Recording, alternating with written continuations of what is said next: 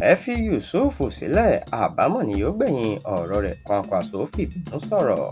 Olùdarí ẹgbẹ́ òṣèlú ní Nigerian People's Party Alhaji Rabiu Kwankwaso tó tún fìgbà kan rí jẹ gómìnà ìpínlẹ̀ Kano ló ti gbójú agan síbi gómìnà ìpínlẹ̀ Kano lọ́wọ́lọ́wọ́ Abba Yusuf ṣe takọsọ sínú ẹgbẹ́ òṣèlú All Progressives Congress APC. Ó ní ìwà ọ̀dàlẹ̀ pátápátá ló wù. Nígbà tó ń bá ilé-iṣẹ́ ìròyìn BBC sọ̀rọ̀ ló jẹ́ kó di mímọ̀ wípé ìròyìn ọ̀hún àti ìgbésẹ̀ Yusuf ló bá òun àti àwọn àmúgbálẹ́gbẹ̀ẹ́ òun lẹ́jà fò. Ó ní yóò padà kábàámọ̀ ìwà ọ̀dàlẹ̀ rẹ̀ ọ̀hún.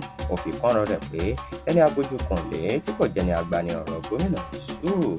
Ó ti wá jáwé àkíwọ́wọ́ fún àwọn ọmọ ẹgbẹ́ òṣèlú alátakò tí wọ́n bá fẹ́ lo àǹfààní náà láti ṣe mọ̀kàrúrù wípé wọ́n má lọ rò rárá ẹgbẹ́ òṣèlú tó gbé dépò wà ní dìgbìdìgbì o.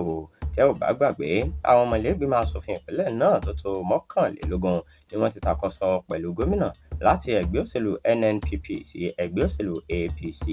Àmọ́ ní ọjọ́ Ajé Monday ọ̀sẹ̀ yìí, àwọn lámẹ̀tọ́ ẹgbẹ́ òṣèlú APC àti alága àpapọ̀ fún ẹgbẹ́ òṣèlú APC nígbà kan rí Alhaji Abdullahi Ganduje tẹ́wọ́ gba gómìnà Yusuf ní gbọ̀ngàn ayẹyẹ nípìnlẹ̀ náà.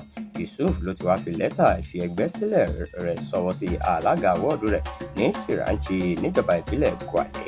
Bákan náà ló fẹ̀mí ìmoore rẹ̀ hàn sí àwọn ọmọ ẹgbẹ́ òṣèlú NNPP fún àtìlẹ́yìn wọn àti ìfọwọ́sowọ́pọ̀ wọn láti ọdún 2022.